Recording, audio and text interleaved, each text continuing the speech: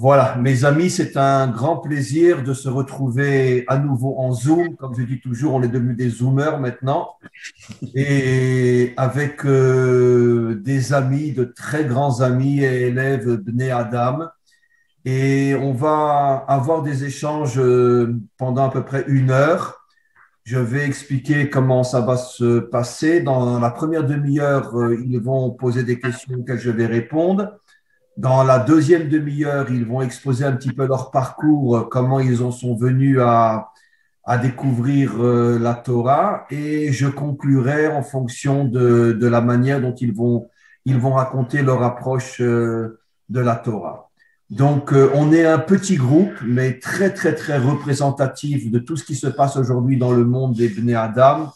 Comme je ne cesse de l'expliquer, je pense qu'il faut vraiment être aveugle et sourd pour ne pas se rendre compte qu'aujourd'hui, il y a un réveil époustouflant. Je n'ai même pas le mot pour expliquer ce qui se passe. Un réveil absolument surprenant de la part des nations partout dans le monde, un retour finalement à la source véritable qui est la Torah, qui, comme on le sait, avait été dès le départ proposée à toutes les nations au moment où Dieu l'a proposé à Israël. Il ne l'a pas proposé qu'à Israël, il l'a proposé à toutes les nations. Et il semblerait qu'au fur et à mesure que l'on se rapproche de la délivrance finale, l'étincelle divine qui est dans chaque Ben Adam partout dans le monde est en train de se réveiller chez les vrais Bnei Adam. Et grâce à Dieu, ils sont des centaines de milliers, peut-être même des millions. Moi, je ne parle qu'en langue française, bien sûr, mais j'imagine qu'en espagnol, qu'en anglais, qu'en russe, il y a des millions de Bnei Adam partout dans le monde, et à l'intérieur desquels cette étincelle divine se réveille et reviennent à leur source, qui était donc la Torah qui leur avait été proposée il y a 4000 ans, au même moment où la Torah avait été proposée à Israël. Et c'est un très, très, très grand bonheur, une très, très grande joie de pouvoir être avec vous. Et à titre d'exemple, sachez, mes amis, que dimanche soir prochain, je vais faire mon premier cours avec des tziganes. Incroyable. Il y a un réveil chez les tziganes, mais incroyable, incroyable, incroyable. C'est difficile à imaginer, mais je suis en contact aujourd'hui avec énormément, énormément de tziganes, et je vais faire mon premier Zoom avec eux dimanche prochain. Donc, c'est quelque chose d'absolument fabuleux qui se passe partout, partout, partout dans le monde. En tout cas, en ce qui nous concerne, nous, en langue française, on a un réveil absolument incroyable. En tous les cas, mes amis, merci beaucoup, beaucoup, beaucoup pour cette soirée. Et pour la première demi-heure, qui seront vos questions et mes réponses, je vous cède la parole. Voilà. Donc, on va commencer. Donc, je vais me présenter pour ceux qui nous suivent. Je suis Chimongu Kabongo Eric. Ça, c'est mon épouse. Enfin, madame est mon épouse, Karine. Et donc, la première question, Rav, c'est pour les gens comme moi qui ne connaissent pas vraiment le judaïsme profondément. Et elle est toute simple. C'est qu'est-ce que la Torah? Et par cette question-là, c'est aussi comment, si on pouvait la comparer, qu'est-ce qu'elle est par rapport à la Bible et le Coran? Juste comme ça en présentation. Quand vous parlez de la Bible, vous parlez de la Bible chrétienne, j'imagine. La Bible chrétienne, oui. Écoutez, on va commencer par la fin. Que ce soit le Coran comme la Bible chrétienne, 1 milliard de fois plus que le Coran, mais le Coran aussi, sont d'inspiration thoraïque. D'accord. Il faut savoir aujourd'hui, personne ne peut le nier, sauf quelqu'un qui ne serait pas honnête, que quand Mahomet a commencé à se dévoiler, 99,9% de tous les conseils qui étaient autour de lui étaient des juifs. D'ailleurs, ça s'est très très mal passé pour eux quand après il a décidé de fonder une nouvelle religion et qu'il a demandé à tous ses conseillers, qui étaient pratiquement tous juifs, de rejoindre l'islam. Ils ont refusé, ils ont tous été exécutés. Mais au départ, il s'est informé chez eux quand il a eu cet esprit d'une nouvelle religion. Et d'ailleurs, vous trouvez dans le Coran, j'ai lu déjà de très nombreux passages du Coran, il parle de Moïse, il parle d'Abraham, de Yitzhak, de Yaakov, il parle énormément de passages de la Torah dans le Coran lui-même. Donc, on n'a pas besoin de chercher midi à 14 heures. C'est évident que le Coran, même si Mahomet n'était pas juif, bien sûr, il est évident que le Coran démarre à partir de la Torah d'Israël. En ce qui concerne maintenant, je vais juste rajouter une petite histoire. Aujourd'hui, bon, depuis les accords de paix, les soi-disant de ces criminels accords de paix qu'on appelle les accords de Oslo, qui ont été provoqués bon, bref, je préfère me taire, et pour pouvoir créer une nouvelle guerre entre Israël et les Arabes, mais jusqu'aux accords de Oslo, on s'entendait beaucoup mieux avec les Arabes que depuis les accords d'Oslo. Et je me rappelle donc, quand je suis arrivé en Israël, c'était vraiment un an à peu près avant les accords d'Oslo, j'allais prier à ce qu'on appelle Hébron en français, Hebron en hébreu, et les musulmans et les juifs priaient l'un à côté de l'autre sur les tombes de Abraham, Yitzhak et Yaakov. Et je me rappelle jusqu'à aujourd'hui avec quelle force, avec quelle profondeur, avec quel dévouement je priais. Moi, j'étais là, j'avais un musulman à côté de moi, et avec quelle force il priait. Et donc, et je me posais la question, mais qui sont Abraham, Yitzhak et Yaakov pour eux? Parce qu'au début, je ne savais pas. Ce n'est qu'après que j'ai commencé à étudier les passages du Coran, je me suis rendu compte que le Coran parlait d'Abraham, parlait de Yitzhak, parlait de Yaakov. Donc, c'est comme ça que j'ai compris pourquoi ils avaient donc un respect, une vénération pour ce que nous appelons nos pères. Maintenant, en ce qui concerne le christianisme, alors là, c'est 1 milliard de fois plus évident, puisque je ne cesse de le répéter dans tous les cours qui concernent ce sujet-là. Jésus était 1 milliard de fois juif, tous les apôtres étaient 1 milliard de fois juifs, ils observaient tous les commandements, ils étaient entièrement juifs, dans le sens du respect et de la pratique du judaïsme. Donc, c'est absolument évident que tout le Nouveau Testament est complètement, totalement, absolument inspiré de la Torah d'Israël. En vérité, c'est ça, si vous voulez, mais je vais vous donner un petit exemple, parce que je ne veux quand même pas trop insister, parce que je suis très intéressé par vos questions. Je ne peux pas répondre à fond à toutes vos questions, mais je réponds, si vous voulez, d'une manière la plus condensée possible. C'est d'ailleurs absolument incroyable que finalement les deux religions qui s'inspirent, surtout le christianisme, de toute l'essence du judaïsme, sont devenues, avec toutes les nuances qu'on doit rapporter bien sûr, sont devenues d'une certaine manière les deux ennemis d'Israël. Voilà. Mais en vérité, c'est pas étonnant, car quand vous regardez dans la Torah, mais là je pourrais en parler pendant des milliers d'heures, mais j'ai pas l'intention ce soir. Vous regardez, Lavan était le grand-père des 12 tribus d'Israël. Et c'était le plus grand ennemi de Yaakov. Ésav était le frère de Yaakov, était son plus grand ennemi. Amalek, le premier qui a attaqué Israël à la sortie d'Égypte, était l'arrière-petit-neveu de Yaakov, puisque Amalek était le petit-fils de Ésav. Ésav était le frère de Yaakov. La Torah est la toute première histoire, deux frères, Caïn qui a tué son frère Abel. Qu'est-ce qu'on comprend de là? La Torah nous décrit ici un processus fabuleux. En vérité, plus deux êtres sont proches, et plus s'ils ne se comprennent pas, ils peuvent devenir les pires ennemis.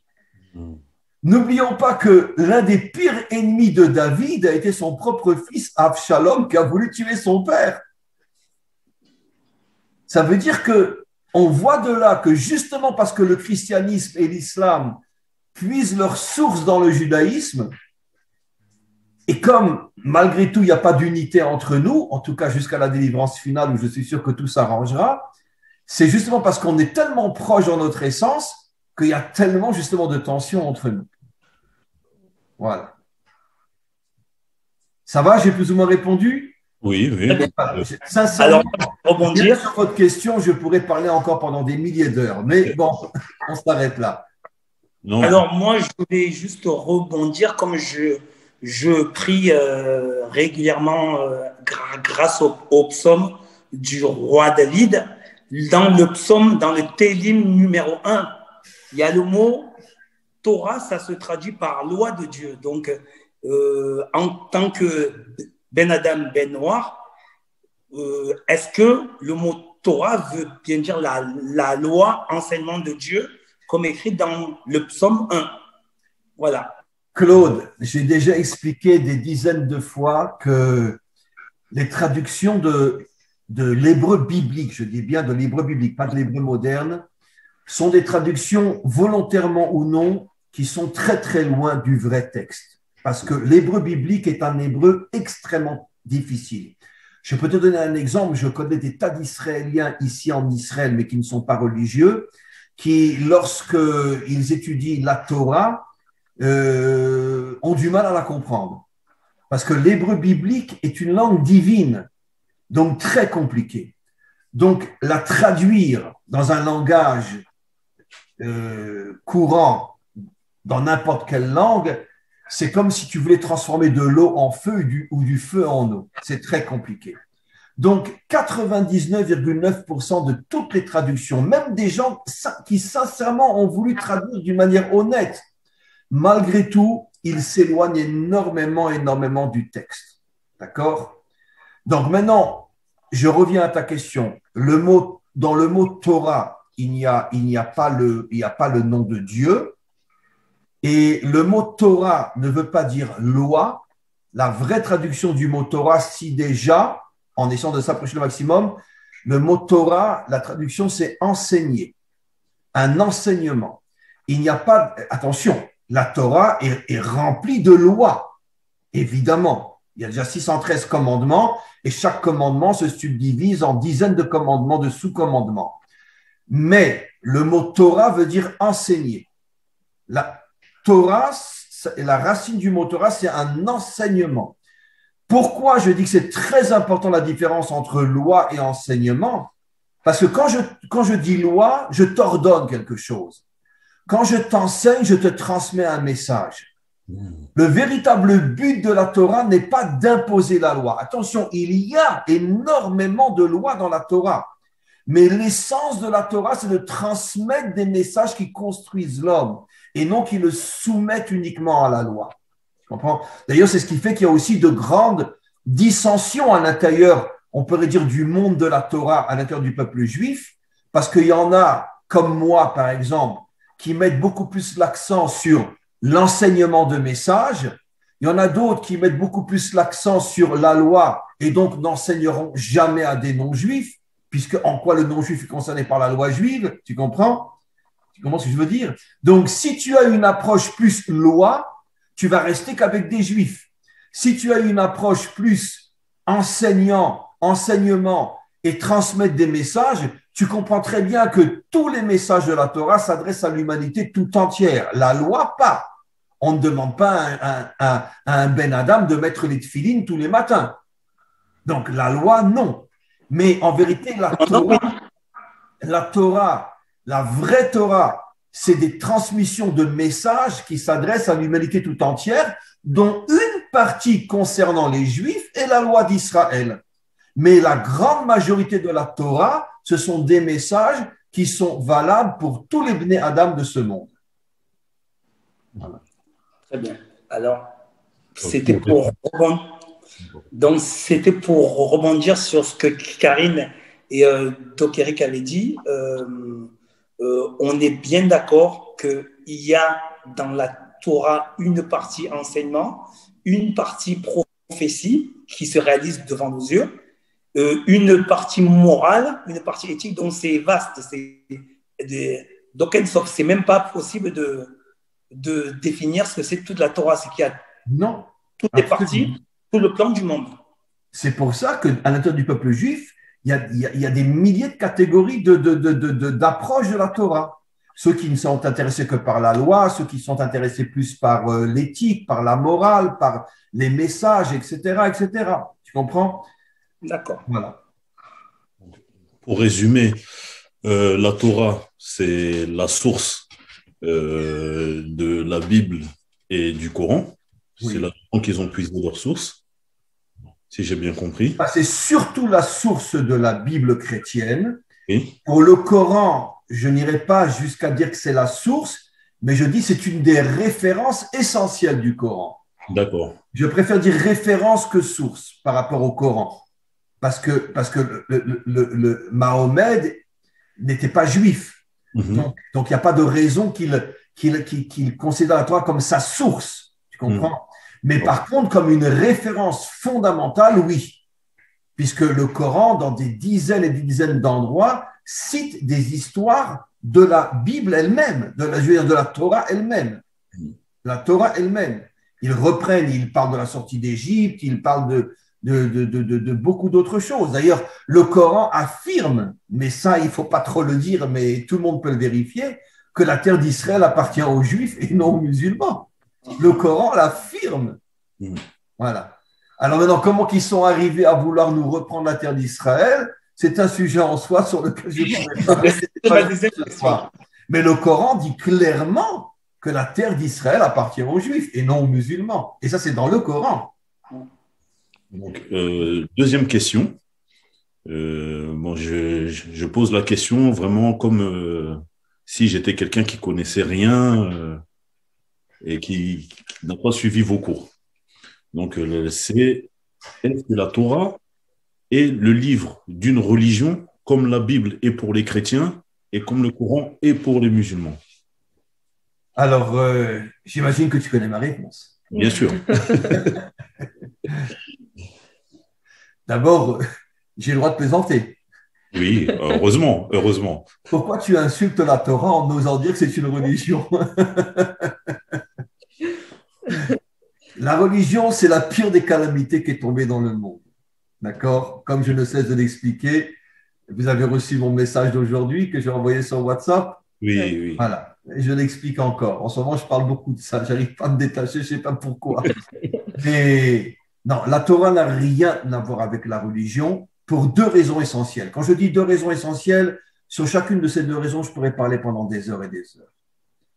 Première raison, c'est que la Torah s'adresse à l'humanité tout entière, mais en refusant de faire rentrer l'humanité tout entière dans une même étiquette. Par exemple, donnons un exemple. Le christianisme voudrait s'imposer en tant que christianisme à tous les peuples. L'islam voudrait s'imposer en tant que l'islam à tous les peuples. La Torah dit il est interdit aux juifs de faire du prosélytisme. Il est interdit à un juif de suggérer à un non-juif de se convertir. Pourquoi? Parce que la Torah respecte chaque homme comme il l'est. Et si Hachem a créé bon, j'aime pas l'expression non-juif, mais je vais dire qu'une seule fois, je préfère dire Bnei Adam, si Hachem a créé des non-juifs, c'est qu'ils ont un rôle dans le monde aussi important que les juifs. Donc, il n'y a aucune raison de demander à un non-juif de devenir juif. S'il veut se convertir, c'est son problème à lui. C'est son problème à lui. En vérité, comme j'ai toujours expliqué, en vérité, un non-juif ne se convertit pas. C'est une âme juive perdue qui revient à la maison. C'est tout simple. Donc, la Torah s'adresse à l'humanité tout entière, mais sans vouloir faire rentrer tous les peuples sous une même étiquette. On est tous juifs, on est tous musulmans, on est tous chrétiens. Non. Quand le Mashiach va se dévoiler, il va redévoiler les 70 facettes correspondant aux 70 nations, et chaque nation aura, bien sûr, on aura tous le même Dieu, mais on aura 70 chemins différents de le servir.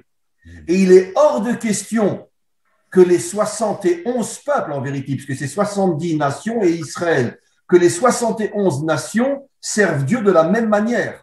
Le Mashiach va apporter à chaque peuple sa manière à lui de servir Dieu.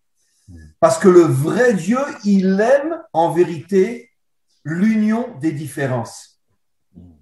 Voilà. Et ça, c'est la preuve de vérité. Le fait que les chrétiens veulent que tout le monde soit chrétien ou les musulmans veulent que tout le monde soit musulman, c'est la preuve que ça ne peut pas être une religion vraie. Parce qu'une religion vraie n'a pas peur des différences. Au contraire, comme un homme et une femme, comme vous deux. Vous avez énormément de différences. Tu es un homme, c'est une femme. Et quantité d'autres différences. Mais vous êtes unis et vous ne faites qu'un. Vous avez des enfants. Vous fondez un couple et une famille. Mais heureusement, vous n'êtes pas du tout pareil. Mais c'est justement l'union des différences qui crée l'homme authentique. Et ça, c'est ce que la Torah nous dit. Donc, la Torah n'est pas une religion, parce que toutes les religions veulent que tout le monde rentre dans cette religion. La Torah, c'est le respect des différences, mais en même temps, l'unité des différences sans rentrer dans l'uniformité. L'unité n'est pas l'uniformité. Et quand le Mashiach se dévoilera, les 70 peuples recevront, encore une fois, je me répète, leur approche spécifique pour se connecter à Dieu, mais une approche spécifique qui correspondra à ce peuple-là et qui sera très différente d'une autre approche correspondant à un autre peuple. Mais par contre, les 71 nations, Israël et les 70, seront unis dans le respect, dans l'amour, dans la paix, malgré les grandes différences qui subsisteront pour l'éternité entre nous. Parce que le vrai Dieu ne veut pas d'uniformité. Le vrai Dieu veut l'unité des différences. D'ailleurs, le symbole, encore une fois, je sais que je me répète, mais tant pis, c'est le couple. Comment s'appelle la femme par rapport à l'homme? Combien de fois j'ai dit? Ezer Kenegdo, une aide contre lui. Karine, vous êtes une vraie aide contre lui? Très bien. Et bien donc, c'est un vrai couple. Ouais. Une aide contre lui. Ça veut dire que j'ai le droit de garder mon indépendance, j'ai le droit de ne pas être d'accord avec toi, mais malgré tout, on est un et on ne se séparera jamais. Donc, le couple est le microcosme de ce que sera l'humanité au moment de la délivrance finale. Ok. Ensuite, moi, dans ma partie, on va revenir dans le côté prophétie pour être proche de l'actualité. Donc, Rav, dans l'enseignement que j'ai pu avoir étudié, le Zohar, on dit qu'à la fin des temps, les forces d'Esav, donc de l'Occident, se serviront d'Ishmaël. Voilà, donc de la religion musulmane pour faire le bigoul, on va dire, la confusion dans le monde. Or, les Juifs ont le droit de rentrer dans une mosquée. Donc, est-ce que vous pouvez déjà nous expliquer que Ishmaël a reconnu que Israël avait reçu la bénédiction de Dieu et comment l'actualité démontre tout ce que la Torah avait prédit plus de 3000 ans avant? La raison pour laquelle, quand je vais prier à Hebron, je suis dans une mosquée. Quand je vais prier sur la tombe du prophète Shmuel, celui qui a oint le roi David, je prie dans une mosquée, puisque les musulmans ont profité du fait que les Juifs n'étaient plus sur leur terre pour construire des mosquées sur toutes les tombes des justes et des prophètes juifs. Il n'y a pratiquement aujourd'hui pas un prophète ou un grand juste qui n'est pas enterré sous une mosquée aujourd'hui. Voilà. Donc, pourquoi j'ai le droit de prier dans une mosquée? Parce que dans une mosquée, il n'y a aucune statue, aucune image, aucune effigie. Et le point commun entre les musulmans et Israël, c'est qu'il n'y a qu'un seul Dieu. Un point, c'est tout. À la différence dans le christianisme, où il y a Jésus, fils de Dieu, incarnation de Dieu. Et si tu rentres dans une église catholique, tu vas trouver des statues et des effigies partout. Donc, même si quelqu'un me donne, et il peut m'éprouver parce que je n'aurais même pas besoin de réfléchir, même si quelqu'un me met sur ma table 1 milliard d'euros et me dit rentre dans une église, je n'aurais même pas envie de lui répondre non, parce que c'est impossible que je rentre dans une église, même pour 1 milliard ou 100 milliards d'euros. Parce que je ne rentre pas dans un endroit où il y a des statues. Bon, chez les évangéliques et les protestants, c'est un peu différent parce que chez les évangéliques surtout, il n'y a pas de statues dans les églises. Donc, c'est déjà un sujet en soi. Il y a quand même Oui, mais il y a quand même une croix, c'est vrai, c'est pour ça que. Mais par contre, dans une mosquée, il n'y a rien. Dans une mosquée, il n'y a que Dieu. Il n'y a rien. Donc, maintenant, nos maîtres enseignent depuis des millénaires qu'un jour, Ishmaël fera teshuva. Ça veut dire quoi faire teshuva? C'est-à-dire que Ishmaël, un jour, reviendra sur, on pourrait dire, son conflit avec Israël et, d'une certaine manière, reconnaîtra que Israël a le droit d'être sur sa terre. Maintenant, si tu me poses la question à moi, ce conflit aujourd'hui entre l'islam et Israël est en grande partie de notre faute, mais pas pour les raisons politiques ou économiques, etc. Parce que comme Israël n'est pas encore revenu à sa véritable identité et qu'au niveau des dirigeants israéliens, ils se comportent comme des Occidentaux qui refusent on pourrait dire, de construire l'identité juive authentique, alors Hachem nous envoie Ishmaël contre nous, comme pour nous dire, tant que vous ne serez pas redevenus de vrais juifs sur votre terre, Ishmaël ne vous reconnaîtra pas. Mais le jour où Israël reviendra à son identité et cessera de vouloir copier les Occidentaux, je suis sûr et certain qu'il y aura la paix entre Ishmaël et Israël. D'ailleurs, dans la Torah elle-même, il est marqué clairement que Ishmaël, au moment de la mort d'Abraham, a fait la paix avec Yitzhak et Ishmaël, d'une certaine manière, a fait teshuva et a reconnu Yitzhak et ils sont redevenus deux vrais frères qui ne se disputaient plus après. Voilà. Donc, il y a beaucoup de points communs, aussi paradoxal que ça puisse être, il y a beaucoup de points communs entre Ishmaël et Israël. Aujourd'hui, c'est difficile à comprendre parce qu'on est dans un conflit terrible, terrible sur le plan militaire. Mais c'est un conflit dont la source est politique et pas religieuse. Oui, mais c'était annoncé dans la Torah que l'ange des saves, que le Narash, il allait se servir d'Ishmaël pour détruire Israël. Absolument, ben c'est exactement. Mais s'il n'y avait pas les Occidentaux derrière, aujourd'hui, on n'aurait aucun conflit avec Ishmaël. En vérité, ce sont les Occidentaux qui font tout pour que Ishmaël soit constamment en conflit contre nous. Rien qu'au niveau de l'argent. Ce sont des millions et des millions qui sont déversés officiellement pour aider les Palestiniens, mais tout le monde sait aujourd'hui que 99% sont pris pour des armes, pour le terrorisme, etc. Et même pas 1% va à la population palestinienne. Les dirigeants gardent tout pour eux, pour préparer de futurs conflits et armés contre Israël. Et les Européens le savent très bien qu'en vérité, que l'argent n'est pas redistribué au peuple palestinien. Mais parce que les dirigeants occidentaux veulent absolument que Ishmaël, enfin que l'islam arrive un jour à détruire Israël. Aujourd'hui, on le sait, Biden va tout faire pour que l'Iran ait la bombe atomique en espérant qu'il nous en envoie une sur la tête. C'est officiel. 3 des conseillers les plus proches de Biden sont 3 Palestiniens aujourd'hui.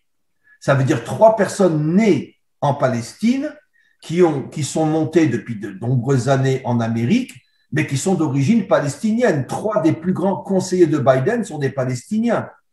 Donc, je ne sais pas si tu t'imagines tout ce que cela veut dire. Autre fait aussi incontournable aujourd'hui, Biden, comme tout président américain, a téléphoné à tous les présidents du monde entier pour leur dire voilà, je suis le nouveau président des États-Unis. Le seul à qui il n'a pas encore appelé jusqu'à aujourd'hui, c'est Bibi. Comme pour lui faire comprendre que va te faire foutre, je fais tout pour te détruire. C'est le seul au monde qui n'a pas été encore contacté par Biden jusqu'à aujourd'hui. Et donc, tout cela avait été prophétisé. Tout cela avait été prophétisé, absolument. Bien avant que la chrétienté et que l'islam apparaissent. Absolument. Ah oui, ce sont des prophéties qui ont 3500 ans, absolument. Ça, c'est pour mes amis musulmans chrétiens, pour leur montrer le côté, parce que comme moi, j'ai fait une vraie teshuva par rapport à toutes les vérités qui se sont révélées devant nos yeux et tout ça était enseigné dans la Torah. C'est ça qui m'a permis aussi de faire une vraie teshuva et c'était pour le partager à mes amis musulmans parce que j'étais ancien musulman et j'étais ancien chrétien, comme vous le savez aussi. Donc, et c'était aussi pour que vous leur disiez bien que le nom Ishmaël, c'est un nom hébraïque. C'est un nom hébraïque et c'est un nom magnifique. Ishmaël est un nom magnifique. Ishmaël, ça veut dire j'écoute Dieu. Voilà. Ishmaël veut dire j'écoute Dieu. Voilà. Et donc, c'est un nom magnifique. Maintenant, je te signale que jusqu'à la naissance de l'islam, énormément de très grands justes juifs s'appelaient Ishmaël. D'ailleurs, il y a eu un Kohen Gadol, un grand prêtre, qui est le seul à pouvoir entrer dans le Saint des Saints, qui s'appelait Ishmaël. C'était un nom qu'on donnait couramment aux enfants juifs. Oui. Après, quand est né l'islam et que l'islam s'est retourné contre Israël, on a cessé de donner ce nom-là aux enfants juifs. Mais tu as de très, très grands maîtres d'Israël qui portaient le nom Ishmaël avant la naissance de l'islam, je dis bien. Comme pour nous faire bien qu'on savait que c'était le nom de Ishmaël, mais on voyait dans ce nom-là quelque chose de très, très grand. J'écoute Dieu, je crois en Dieu, j'accepte Dieu, c'est ce que veut dire Ishmaël. Merci. Y a-t-il une autre question, mes amis? Ou alors après, on passe, encore une question et après, on passe à… On en a encore une, très importante, et Karine aussi, elle en a une encore, je pense. Karine, vous avez une question aussi? Une petite. D'accord. Alors, Claude ou Karine, quand vous voulez. Vous voulez poser la question, Karine? Et moi, c'est très simple, en fait. On a remarqué sur notre groupe WhatsApp que beaucoup confondent l'Ancien Testament avec la Torah. Donc, est-ce que vous pouvez expliquer que l'Ancien Testament n'est pas vraiment la Torah, c'est pas les mêmes livres, en fait, hein. Non, parce que quand les chrétiens parlent de l'Ancien Testament, ils font surtout allusion à ce qu'on appelle toute la partie prophétique, etc., etc. Et quand nous, on parle de la Torah, on parle de la Torah de Moshe, les 5 premiers livres de la Torah, c'est-à-dire depuis la création du monde jusqu'à la mort de Moshe. Il termine les 5 livres de la Torah. Et généralement, quand on parle de l'Ancien Testament, on fait surtout allusion à toute la période de la Bible qui parle de la vie des Juifs sur leur terre. Voilà, l'époque des rois, l'époque des prophètes, etc. Et donc, et pour nous, il y a une différence énorme entre la Torah de Moshe et cette partie de la Torah. D'abord parce que dans cette partie de la Torah, il n'y a pas de loi. Toutes les lois sont dans les 5 livres de la Torah de Moshe. Et puis, ce n'est pas du tout le même niveau. La Torah de Moshe a un niveau infiniment plus haut que ce que eux appellent l'autre partie de la Bible, que eux appellent, encore une fois, l'Ancien Testament. Voilà. Alors moi, on revient sur les prophéties parce que c'est ce qui intéresse beaucoup, moi, des personnes que je connais qui ont envie de devenir des Ben Torah, c'est-à-dire des gens qui se dévouent à la Torah. J'ai étudié, donc que ce soit dans vos cours ou les cours de Rav Ronchaya ou de Rav Kuitou, qu'il y a des prophéties qui donnent, entre parenthèses, des critères pour être le vrai Messie, le Mashiach. Est-ce que vous pouvez dire pour être le Messie? J'ai pas compris.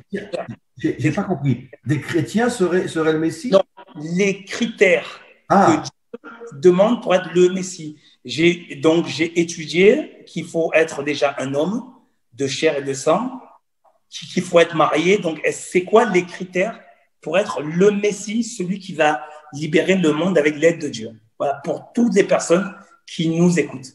Alors, très brièvement, mais d'une manière essentielle. Tu as déjà donné 2 choses qui sont très importantes. Le Messie ne sera ni un ange, ni le Fils de Dieu, ni une créature divine. Ça sera un homme de chair et de sang de la manière la plus naturelle possible. Parce que le Messie est le représentant de l'humanité tout entière.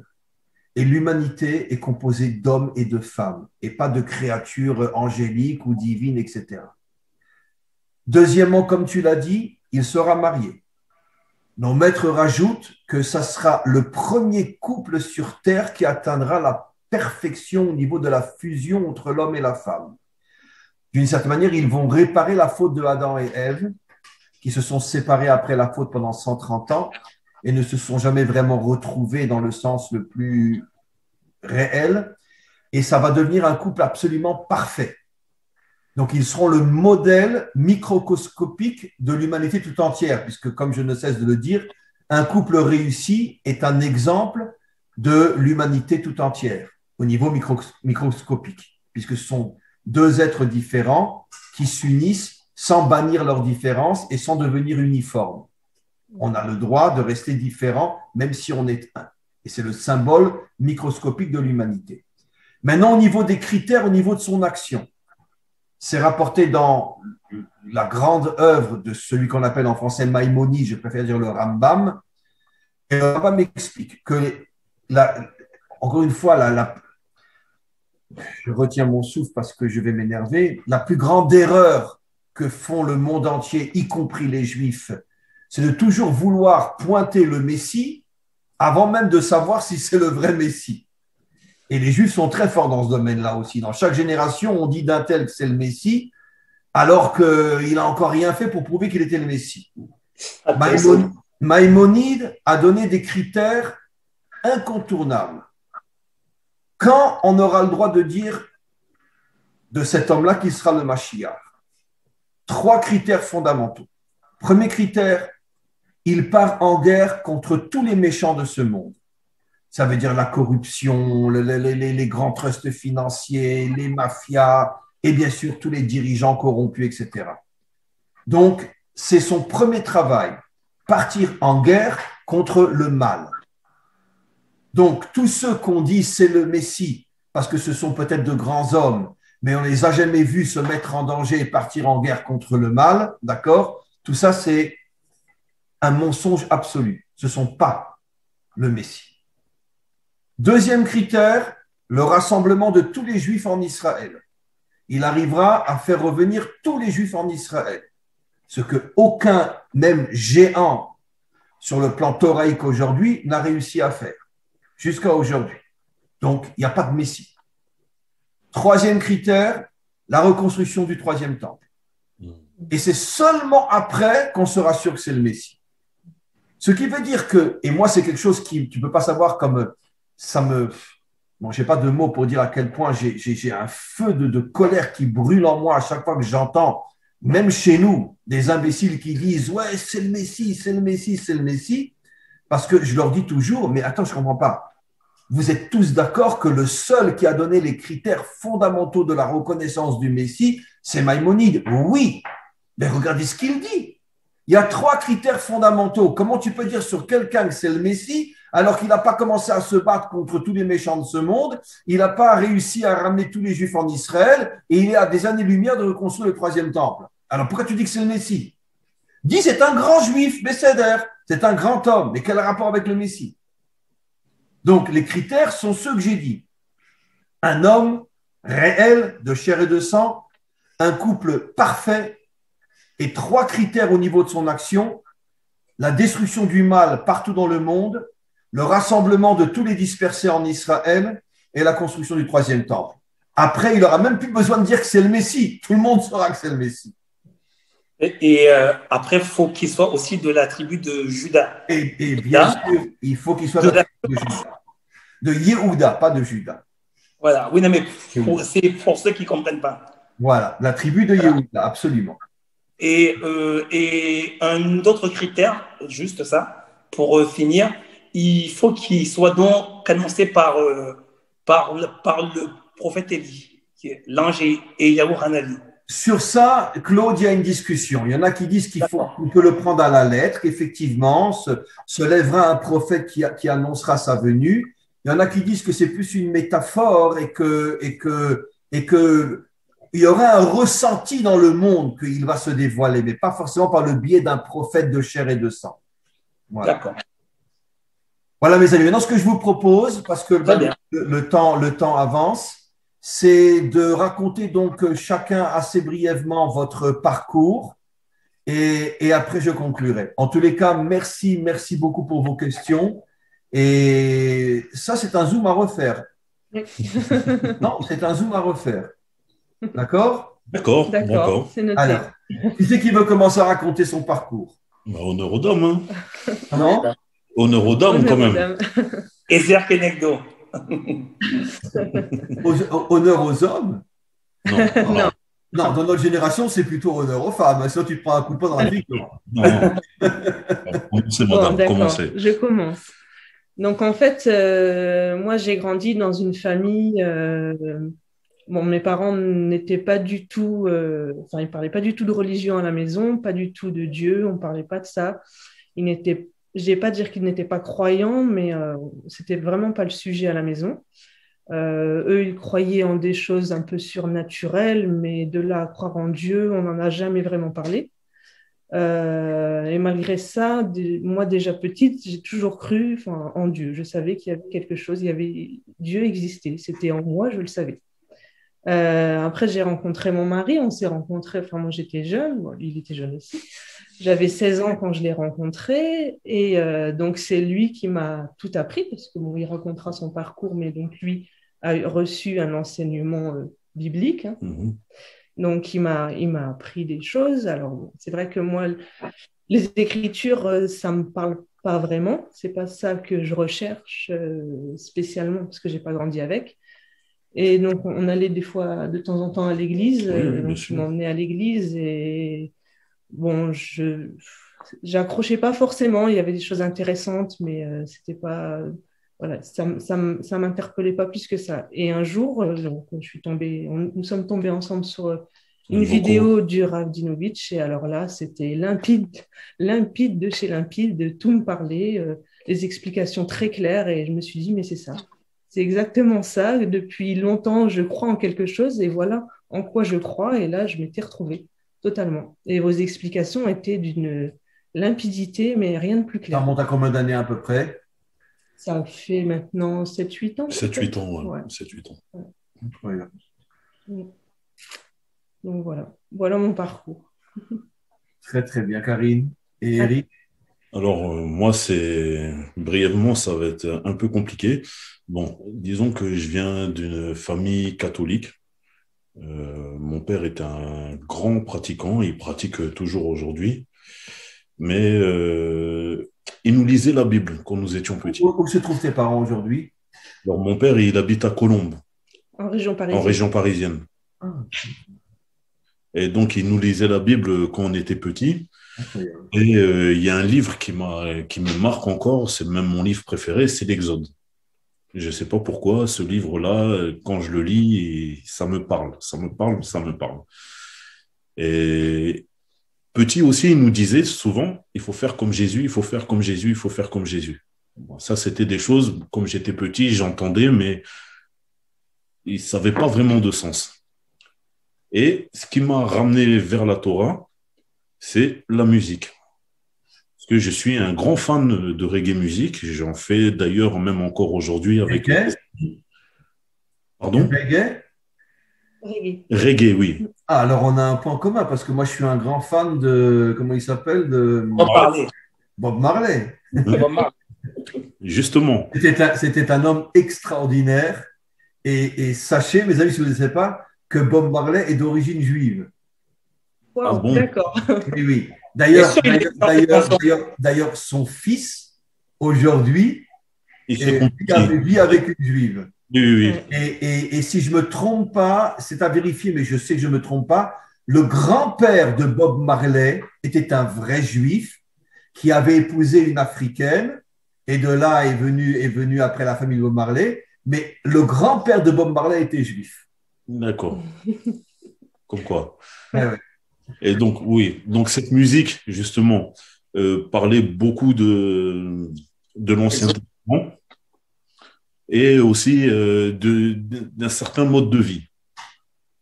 Qu'il y avait des aliments sains, des aliments qu'il fallait éviter. Enfin, c'est toutes des choses qu'en écoutant, j'ai essayé de mettre en pratique dans ma vie. Et aussi, ils appelaient toujours Dieu, ils l'appelaient Jah. Jusqu'un jour, C'est qui dans le reggae? Dans le reggae, Jah? Jah. Enfin, eux, les Jamaïcains, ils disent Jah, mais c'est vrai qu'on dit Yah aussi. Oui. Donc, Non, mais Yah, c'est hébreu. Yah, c'est l'un des noms de Dieu. Yud, He, Yah, il y a énormément, même dans les psaumes, où David appelle Dieu Yah. Voilà. Incroyable. Et ils en font référence. Dans la musique. Et quand j'ai mis tout ça bout à bout, enfin, le puzzle s'est reconstruit. Et là, j'ai découvert la Torah. Enfin, tout était en phase pour moi. Mais je ne comprends pas, Eric, ça veut dire que déjà, avant qu'on se connaisse, tu essaies de faire attention dans ton alimentation. Tu avais arrêté de manger du porc, par exemple? Ah oui, bien avant. Ça fait très longtemps. J'ai commencé, je devais avoir une vingtaine d'années. On a commencé en même temps, en fait. On devait avoir à peine 20 ans. Depuis cet âge-là, on ne mange plus de viande. On mange plus de viande carrément. Vous ne mélangez pas le lait et la viande non plus? Exactement. On ne boit pas de lait de vache. On ne boit pas de lait de vache. Essaie de... Vous n'allez pas cuire un steak avec du beurre, par exemple? Non. Incroyable. Ça, je ne sais pas, c'est incroyable. Et donc, c'est tous ces éléments-là, je les ai retrouvés dans la Torah. Et ce qui fait qu'aujourd'hui, j'ai qu'une envie, c'est de l'étudier, mais pour la connaître jusqu'au bout des ongles, quoi. Et c'est un petit peu mon parcours, quoi. Bon, une chose est sûre, quand le Mashiach vient, d'accord, il met Karine à sa droite et Eric à sa gauche. Amen. Ah, franchement, s'il pouvait. Ça, c'est sûr. Qui nous embarque avec lui. Oh, Hachem. Merci beaucoup pour cette histoire magnifique. Claude. Alors moi, comme vous savez, ça fait 10 ans. Donc, je suis né de mère chrétienne et de père donc diplomate musulman. Donc, ma première partie de jeunesse… Ton père était diplomate musulman à Marseille, non? Du Cameroun, oui. Il était diplomate du Cameroun à Marseille. Exactement. Et toi, tu es né à Marseille ou tu es né au Cameroun? Je suis né au Cameroun et à l'âge de 3 ans, je suis venu en France et mon père était très ouvert, donc ta mère était occidentale, ta mère n'était pas africaine, tu m'avais dit une fois, non? Si, ma mère est en fait métisse, elle a du sang allemand parce qu'on a été colonisé par les Allemands, donc elle est très claire de peau, ma mère.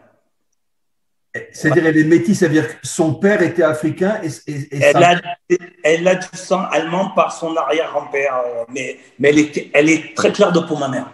Incroyable. Voilà. Et j'ai été élevé jusqu'à mes 12 ans, 13 ans, dans la religion chrétienne.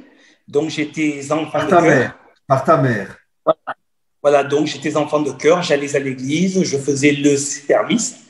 Mais je me suis toujours posé des questions qui n'étaient pas claires parce que ça allait en contradiction avec des textes que tu ne feras pas d'idole.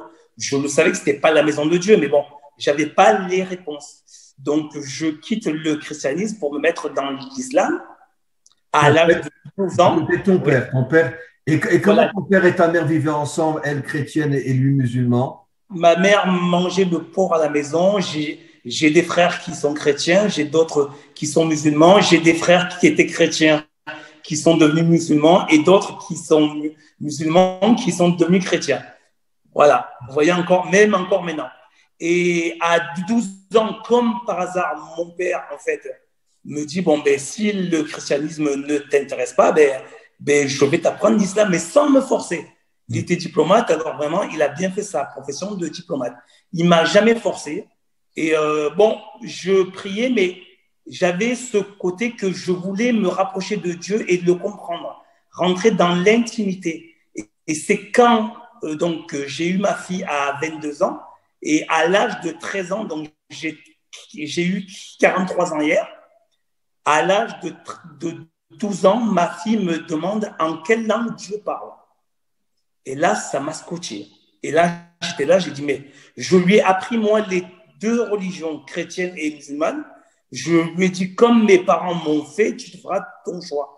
Mais là, elle me dit, mais Dieu, vous dites que Dieu parle, il parle, Dieu parle à Adam, Dieu parle à un tel, mais en quelle langue il parle? Et là, j'étais scotché.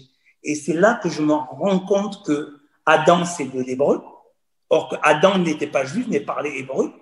Et c'est de là que je dis que Noé parlait l'hébreu, Abraham parlait l'hébreu. J'ai dit, mais toute ma vie, je me suis trompé. J'ai voulu me rapprocher de Dieu bêtement pour comprendre Dieu, il faut comprendre l'hébreu, il faut avoir les enseignements hébraïques. Et c'est de là que je cherche sur Internet et je tombe sur 3 raves qui ont changé ma vie, qui sont mes amis aujourd'hui, donc Rav Kuitou, Rav Ronchaya et Rav Djinovitch. Voilà. Et je passe une nuit sur vos cours et j'ai cette chance aujourd'hui que j'ai dit, il faut que je parte en Israël. Premier Rav que j'ai rencontré physiquement, c'était Rav Djinovitch. Vous m'avez accueilli. On s'est rencontrés dans les salons Hoche. Vous vous rappelez, à Paris d'abord, et je suis venu vous voir en Israël. Pareil pour Rav Ronchaya, qui m'a reçu. Pareil pour Rav Kuitou. Et les premières vidéos que j'ai faites pour les non-juifs, c'était avec vous en Israël. La vérité est sur les terrains, qui ont été vues des millions de fois. Parce que c'est parti juste de ma fille qui m'a posé cette question, en quelle langue Dieu parle? Incroyable. Et c'est ça. Et ça m'a changé la vie. Pour connaître Dieu, il faut comprendre son enseignement, son langage. Et c'est l'hébreu. Et c'est pour ça que ça sera bien de faire, Rav, un cours dessus sur Bereshit, sur la Genèse, pour expliquer bien aux gens que Adam, c'est un nom hébraïque. L'Édamot, celui qui fait la volonté d'Amélion. Pareil pour Abraham, que c'est de l'hébreu. Parce que ça a permis, grâce à vos cours, entre autres, au cours de Rav Ronchaya et de Rav Kuitou, parce que vous êtes mes 3 Rav pour la vie qui m'ont fait changer. Et le fait d'avoir transmis ces enseignements, et vous avez appuyé dessus, de vous ouvrir encore aux non-juifs, ça a changé des milliers de personnes aujourd'hui qui me suivent sur Facebook et des stars, parce qu'ils se sont rendus compte que la langue sainte, c'est l'hébreu, mais c'est le Icar, c'est le nerf de guerre. Voilà. Magnifique. Moi, je voulais juste rebondir par rapport à ce que tu dis, justement. Moi, comme j'expliquais, mon père, il me disait toujours, il faut faire comme Jésus. Comme lui, il est catholique, pratiquant, il me disait toujours, il faut faire comme Jésus, il faut faire comme Jésus. Et c'est une question que je me suis posée. Qu'est-ce qu'il faisait Jésus pendant toute sa vie?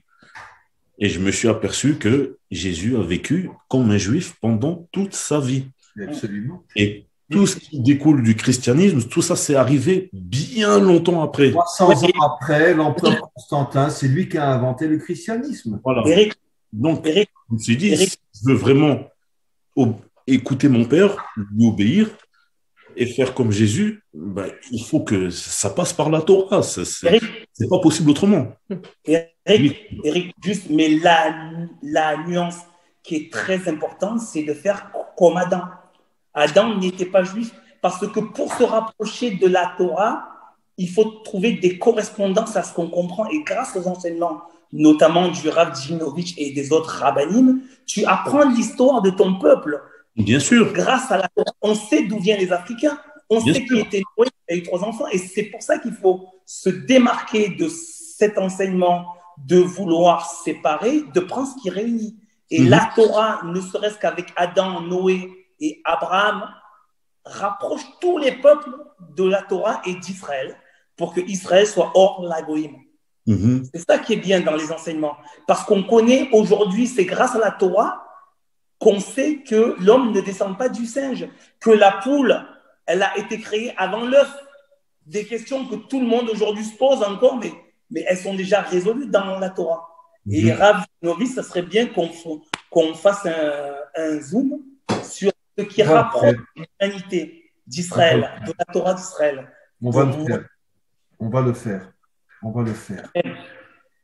Écoutez, mes amis, je vais conclure en quelques minutes. D'abord, sincèrement, je ne m'attendais pas à un échange aussi intéressant, aussi profond, aussi… Bon, bref. Alors, Claude, tu ne souris pas? Moi, vous me connaissez, hein, vous savez, je suis dans… Je n'en dis pas beaucoup parce que vous le savez là où ça peut aller, quoi. Bon, là, mais si un jour on arrive à se revoir, on fera un petit peu de Krav Maga ensemble. Mais en tous les cas, écoutez, ma conclusion, elle va être très, très simple, mes amis. C'est ce que j'ai dit au début. Et je crois qu'aujourd'hui, de plus en plus de personnes, juives et non juives dans le monde, sont persuadées que on vit vraiment des temps extraordinaires et compliqués en même temps. Parce que nos maîtres nous avaient déjà prévenu il y a des millénaires que juste avant la délivrance finale, il y aurait un mélange de grande obscurité et de grande lumière. Ça sera un mélange. Et vraiment, c'est ce qu'on voit aujourd'hui. L'obscurité dans ce monde, c'est pas la peine de la décrire. Toute la corruption, tous les trusts, toutes les guerres, toute la mafia qui essaye de dominer le monde. Mais en même temps, une lumière inimaginable. Qui aurait pu croire, sincèrement, mes amis, qu'après des millénaires de séparation totale entre le peuple juif et les nations, peu importe les raisons, ce n'est pas le lieu pour les expliquer, on en arriverait à une situation comme celle d'aujourd'hui où une amitié, un respect, une unité aussi forte est en train de se recréer, et pas seulement entre quelques individus, puisque, encore une fois, on parle de centaines de milliers de personnes et peut-être des millions si on rassemble toutes les langues. Mais en tout cas, rien qu'en français, c'est des centaines de milliers.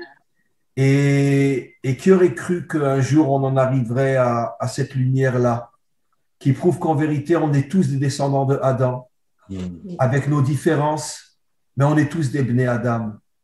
Il y a des Bnei Adam juifs, il y a des Bnei Adam avec une approche différente, mais on est tous des descendants de Adam. Et aujourd'hui, mes amis, on est en train d'assister à la reconstruction du monde adamique. Et c'est magnifique, c'est extraordinaire. Et c'est nous, les adamiques, qui allons amener la délivrance finale. C'est nous qui allons accoucher, puisque nos maîtres comparent le dévoilement du Mashiach à un accouchement. C'est nous le ventre, nous les adamiques, juifs et non juifs. C'est nous qui allons accoucher le Mashiach.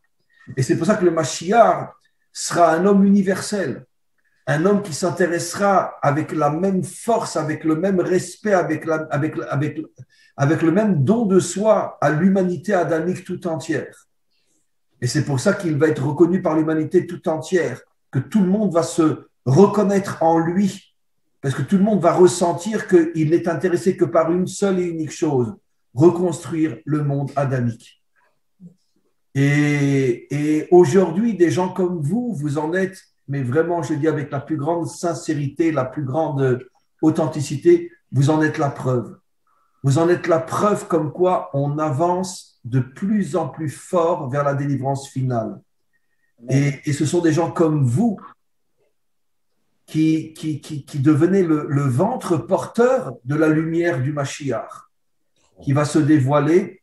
Et je n'ai aucun doute, mais aucun doute que quand le Mashiach se dévoilera, il fera un appel dans le monde entier à tous les Bnei Adam et il leur dira, sachez que si je suis là aujourd'hui, c'est grâce à des gens comme vous. Et c'est sûr et certain.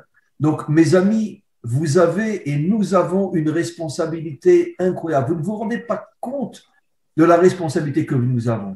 Plus nous nous renforçons en tant que Bnei Adam, plus nous remontons à la source des Bnei Adam, qui est la Torah, avec ses 70 facettes pour chaque nation et pour chaque Ben Adam, et plus nous nous préparons véritablement à la reconstruction de l'humanité tout entière. Et croyez-moi que nous sommes aujourd'hui les graines qui vont donner ses racines, puis ce tronc, puis cet arbre, puis ses fruits, mais tout part de la graine. Et vous avez le mérite d'être aujourd'hui les graines de la délivrance finale. Et je vous le dis avec la plus grande certitude, la plus grande authenticité, le plus grand respect, parce que je sais que le jour où le Mashiach se dévoilera, il comprendra et il sera le premier à le reconnaître que ça vient de gens comme vous, grâce à des gens comme vous. Il aura pu venir. Et donc, prenez conscience de votre rôle, prenez conscience de votre responsabilité et continuez plus fort que jamais à vous renforcer chaque jour davantage. Et bien sûr, on continue ensemble plus que jamais. Et merci pour cette soirée absolument extraordinaire. Amen. Merci.